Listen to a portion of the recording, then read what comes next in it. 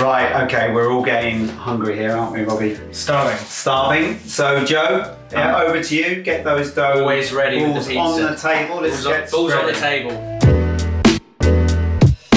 If you want to get some of that on his hands, I feel like I'm about to go into the ring here. Yeah.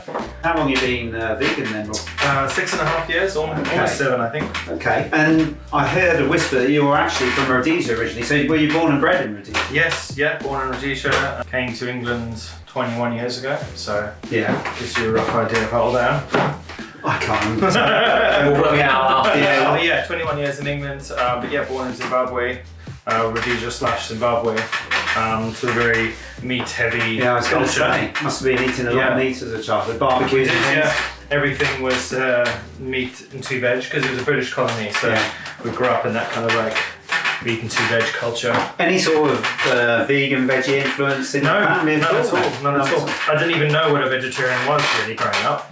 I didn't have any concept of it, and in my early 20s I remember meeting a vegetarian and just finding them really irritating. A lot of those veggies are irritating, aren't they? Because of the vegans anyway. The thought of not eating meat was just so alien to me. And I grew up on a farm, you know, I would like eat steak for breakfast. Eggs and chicken and all that kind of stuff. So. I also heard that you're a little bit of a rebel, a bit of a bad boy as you were growing up as well. Is that true? Yeah, in my 20s, I was, you know, in the clubs, falling out of the clubs, drinking too much, smoking 20 cigarettes a day. Oh my God. I was like not taking care of myself at all. It's hard to believe looking at yourself now, Robbie. I mean, look at you. Well, you know, I'm approaching 40, so I thought, you know, it's time to like start caring about the body a bit more because. Yeah, it's you only get one. Yeah. So vegan 6-7 years ago, you're over in the UK. Tell us how did it happen? Well, I had a lot of health problems actually, probably from the diet, from what I was eating, and I just was on a journey to try and figure out what was wrong with me. Really, I saw loads of doctors, no one could give me an answer, and then obviously discovered Netflix and watched Forks Over Knives, Food Inc. Fat, Sick and Nearly Dead by Joe Cross. I remember that one. That was really good. Yeah. This guy, he goes around the country juicing for like 40 days with a juicer in the back of his car. I saw it. And he totally changed all his health markers, didn't he? All his illnesses went away, and all his medication came off all his medication. Australian guy. And wasn't it funny? At the end, he went back to it. The doctor said, "What the hell are you been doing?" Because he couldn't believe that everything had changed. Yeah. And then I started on the kind of green juicing, eating more fruits and vegetables, and all my aches and pains began to subside within a matter of weeks. So it was definitely the health initially. It was the health aspects that brought you to it. Definitely. And then I can't actually remember who told me about Earthlings. Someone told me about it, watched it, was horrified and shocked by it. And I thought, how can I pay for someone else to kill animals if I can't do it myself? And that was the moment I became a vegan, basically. You've got an interest in Buddhism. Did you have that before you turned vegan? Yeah, so I've been Buddhist for 12 years now. And it was interesting actually questioning that too, because, you know, the Buddha taught compassion, kindness to all beings. And of course I was there eating meat, and I thought to myself, how can I be preaching compassion and teaching people about compassion while I'm partaking in violence 3 times a day? And that was also just another thing to kind of reinforce my reason to stop eating animals. So, ready to top them? This is where you can help yourself to anything you like. You put the cheese on last, because we like the way it stops all the veg and toppings drying out. Grab some of the mushrooms. Have yourself the exotic mushrooms going on first. And how's the podcast going? You're on series 2 now. Yeah, really good. So 25 episodes per series, and it's going really, really well. I'm loving it. I mean, it's so funny because my grandfather used to work in radio, and when I told my grandma that I'm doing a podcast, she just thought it was hilarious because, you know, podcasting is basically radio. It's like a modern radio, isn't it? She just thought it was really interesting. I'm kind of following in his footsteps. Just knows Robbie's not got his cheese on yet. What sort of cheese do you want on, mate? 3 cheese sounds good. Go for the 3 cheesely mix. So we're going to pop this on our little pizza oven, which everyone loves. How long does that take? With that amount of toppings, it's hard to say. We've about 2 hours? before. We've never seen a pizza like that before. Got cheese for you. Wow, okay. Right, so we're all getting very hungry here. We've actually got 3 pizzas, but look at this. This is Robbie's special loaded no crust everything on it you can possibly imagine pizza, and we're going to tuck in and try one of this. What's on the Pbl Pizza then, Robbie? You've now officially pimped it. 3 cheeses, rocket, vegan ham, what else? Wild mushrooms, spinach, red onions. Yeah. I think that's it. Cool. Dig in. Let's have a go. You've obviously done a huge amount for the vegan community, Robin. Your awards clearly show that. But what's your sort of proudest personal achievement? Apart from finishing this pizza. That was a bad time for asking. Yeah, I'll wait until you've had another bite. Everyone's so hungry. So before I started working with Klaus, I was actually studying to be a campaigner, kind of taking on like social issues. I was working for an anti-child slavery charity called Love 146. And then I also worked on things like ethical banking with a campaign called Move Your Money. But anyway, one of my kind of proudest achievements over the last few years is taking on Gourmet Burger Kitchen when they did some posters on the underground, which kind of made fun of vegans and vegetarians. And I created a poster that kind of mocked their campaign, because their campaign had posters of a cow in a field and it said, "They eat grass so you don't have to. Gourmet Burger Kitchen."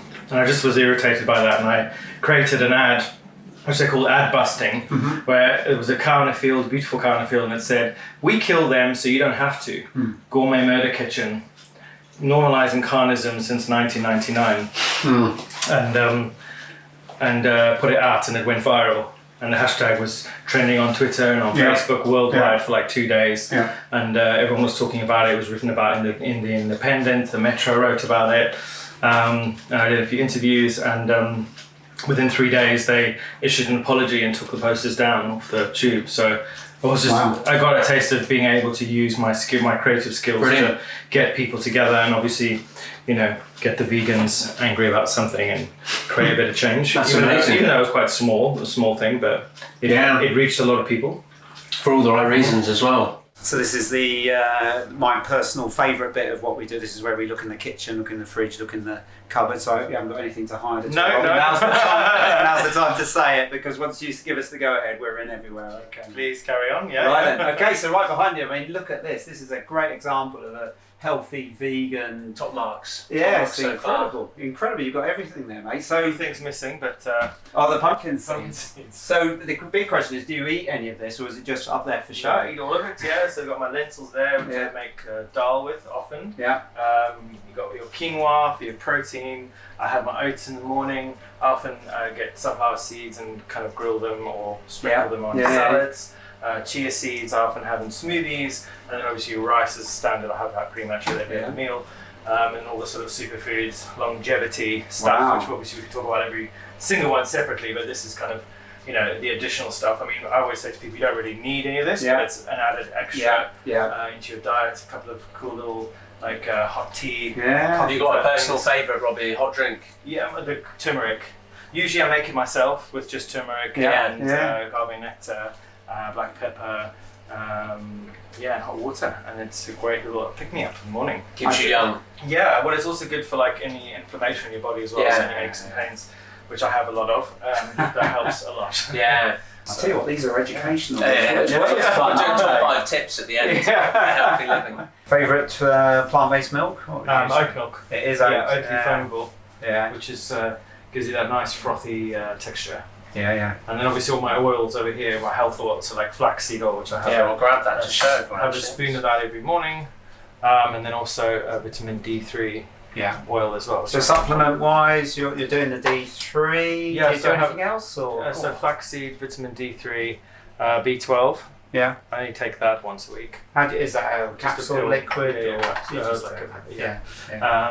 That's it really. I obviously take some other longevity things like moringa, which are high in iron and magnesium and a few other minerals, which you don't necessarily need to eat if you're eating enough fruit and vegetables. But sometimes I don't really eat as many vegetables as I like.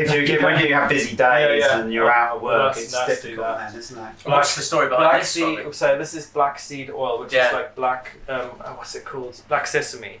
Right. It's the devil's oil this, it's disgusting. But according to the woman who sold it to me, she was like, this can cure any cold, any kind of throat infections, because it's like highly antiseptic and antibacterial. Can we have a smell? Yeah, it's pretty. It smells. It's not like, going on your pizza. No. It smells like engine oil. Wow. Yeah. Yeah, that's going to sort you out. Yeah. It's from Egypt, apparently. But I love trying lotions and lotions, so I thought I'd give it a go. So how to create a vegan? Well, we're from Tobias. I can never say his name. Leonhardt. It's that simple. His approach is just about being practical and pragmatic, and that trying to work with human psychology rather than against it. Trying to understand that not everyone's going to get this straight away. Most people have lived a life of conditioning that we have to eat animal products to be healthy and to be well. And so he kind of teaches in this book to kind of think about that and be patient with people. And I saw there's another really interesting one here talking about how we're going to change the world. So this is made by my friend Mickey Motes. He's from Israel originally, and it's called The Illustrated Guide for Your Plant-Based Life. And it's kind of like an ultimate guide to everything you need to know about plant-based lifestyle. Myths, how to store vegetables, how to grow vegetables, misconceptions about food, everything. Just packed. It's an incredible piece of work. Right, thanks for having us, Robbie. Yeah, absolute pleasure. Thank you. Keep up the good work. Really great. Cheers, mate. Keep fighting the good fight. It's been really good. Thank you. Let's do it. Bye. It's been good fun. Congrats again. Thanks for the pizza. No worries at all, Our mate. pleasure. See you soon. Cheers. Bye. Well, what did you think of that, Mike? Wow, that was an experience. Honestly, I didn't think we were going to learn so much about him, but what an interesting guy. Yeah, good job. We've got a long drive home. We've got to take it all in, all that information. That was incredible. Still not 100% sure about his toppings, but Yeah, we'll put it to the audience to vote for that. Put it so to the let us test. know what you think. Like and subscribe, and we'll see you at the next episode, folks.